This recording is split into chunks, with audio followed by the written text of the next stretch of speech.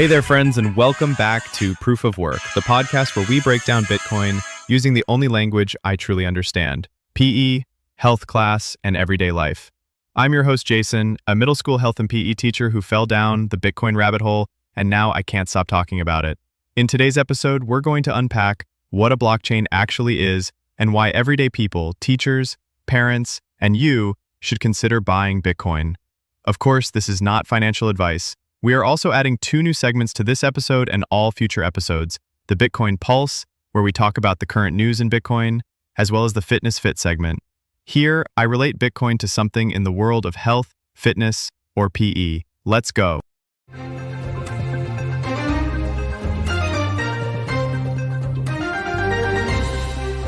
Now, for our Bitcoin Pulse segment. It's July 14, 2025, and here's your quick Bitcoin Pulse. Bitcoin just hit an all-time high, breaking $123,000 per coin. Congress is holding Crypto Week, debating major bills like the Genius Act, Clarity Act, and anti-CBDC legislation, all of which could give Bitcoin clearer regulation in the US. Institutions are going hard.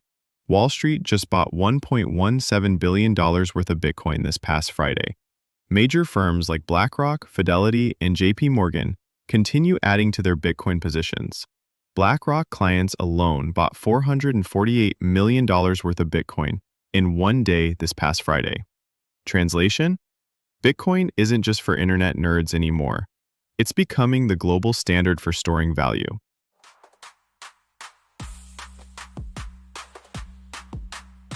Now for our weekly Fitness Fit segment, where I relate Bitcoin to something happening in the world of health, fitness, or PE. I just got back from Minnesota, where I was at the USA Cup, one of the biggest youth soccer tournaments in the country. And let me tell you, you can immediately tell which kids trained all summer and which ones thought conditioning meant standing up to grab the remote. Some kids are flying down the field, energized, focused, fast. Others look like they just finished a 3-day Netflix marathon and got thrown into a pair of cleats. Bitcoin is the player who trained. It's been running sprints, eating right, recovering, learning. Fiat money? That's the kid on the bench pretending to stretch so coach doesn't sub him in. Don't get caught off guard and be that player on the bench. Get in the game. And now we're going to dive into the meat of the episode and answer the question: what is a blockchain? Most people hear the word blockchain and shut down or tune out quicker than me when I'm in an argument with my wife. A blockchain is a distributed public ledger that records all digital transactions in a secure and transparent way. It's essentially a chain of blocks where each block contains a set of transactions and each block is linked to the previous one using cryptography. This creates a record of all Bitcoin activity. To most, that probably sounds complicated, but it's actually really quite simple. I'm going to give you a scoreboard analogy to help you understand the blockchain better. Think about your school's gym scoreboard. It tracks points during the game. Everyone in the gym can see it. Once a basket's made and logged, it's on there. Can't change it. Now imagine if everyone had a copy of the scoreboard, and if someone tried to change the score, the rest of the people in the stands would immediately call them out. That's what a blockchain is, a shared, unchangeable scoreboard. Every time a transaction happens, it gets added to the latest block. Once the block is full, it's verified and added to the chain, permanently. No cheating, no rewrites, and everyone has access. If that didn't fully hit home with you, here's another analogy, one that might even make more sense for us PE folks. Imagine in class, instead of each student having their own workout log, we had one big class-wide fitness logbook. Each day you log your push-ups, laps, stretches, whatever. The whole class sees what you log. Once something's in the book, you can't erase it. If you try to fake it, well, it's not like Carl can say he ran 3 miles when everyone saw him hiding behind the bleachers for 15 minutes eating Takis. The blockchain, the class log, would expose that real quick. That's the blockchain. A permanent, tamper-proof record that everyone shares and everyone can verify. Once you're in the log, you're in. No takebacks, no fudging the numbers. And now, for our final segment, we're going to answer the question, Why should you buy Bitcoin? It's a fair question. Let's unpack it. First of all, Bitcoin is digital scarcity. Bitcoin is the only thing in the world that has absolute scarcity. Not even gold is this finite. More can always be mined. Fun fact, companies and researchers are actively working on the technology to mine gold and other precious metals in outer space. And with our rapid advancements in technology, it's more than likely that within the next 5 to 10 years, we will be mining and bringing back tons of gold, making it scarce no longer. On the other hand, there will only ever be 21 million Bitcoin, period. Nobody can mine more of it. This is what Satoshi Nakamoto intended when he created it. As some of you may already know, we don't know who Satoshi is. Some say it's a person, while others claim it was a group of people. But what matters is that he created digital scarcity. You can't print more. You can't inflate it. Compare that to dollars, where they just hit print anytime there's a problem. Bitcoin is like limited edition gym shoes. Once they're gone, they're gone. The second reason to buy Bitcoin is that it is deflationary. Every 4 years, the reward for mining new Bitcoin gets cut in half. The current reward is 3.125 Bitcoin every 10 minutes, which means that only 450 Bitcoins are mined each day.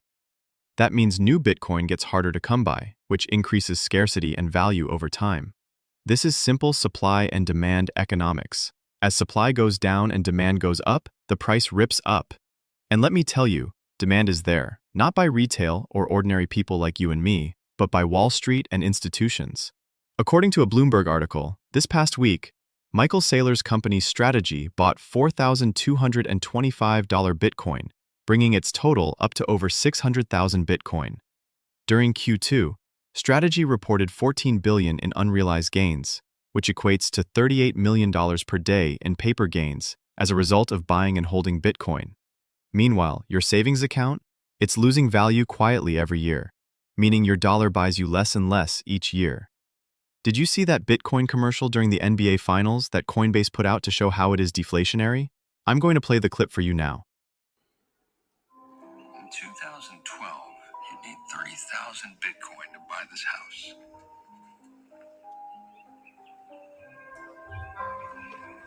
A decade later, it had only cost you 20 Bitcoin. And today, it could be yours for 5. If home prices keep falling in Bitcoin, why do they keep rising in dollars? That commercial pretty much speaks for itself. And now, my final reason to buy Bitcoin. The big players are buying it. We're talking BlackRock, Fidelity, MicroStrategy, and even governments like El Salvador, all stacking sats. In March 2025, President Trump signed an executive order to create a U.S. strategic Bitcoin reserve, holding over 200,000 Bitcoin seized from criminals. That's more than $17 billion worth. And here's the kicker. It's not for sale. The government's now exploring budget-neutral ways to expand that reserve, including revaluing the gold held at Fort Knox. Right now, it's still listed at $42 an ounce from 1973, while the actual price is over $3,300. If they revalue it, that unlocks a mountain of capital, potentially to buy even more Bitcoin. We'll find out more when policy details drop on July 22nd. Meanwhile, U.S. states are getting in too. Texas and New Hampshire have already passed laws to start buying Bitcoin with taxpayer funds. And it's no small thing. Texas alone is the 8th largest economy in the world. As of today, 26 states have similar Bitcoin reserve bills in motion. So if governments, megabanks, and entire states are loading up on Bitcoin, maybe it's time to start buying some. We're running low on time, so to recap, a blockchain is like a scoreboard or fitness logbook the entire world can read, and no one can cheat. Bitcoin is built on that system, making it trustworthy, transparent, and unchangeable. You should buy Bitcoin if you want, scarcity and inflation resistance, and you're starting to notice the smart money piling in. Until next time, I'm your host, Jason, and this is Proof of Work, the only Bitcoin podcast where soccer tournaments, Carl's fruit snacks, and financial freedom somehow all exist in the same universe.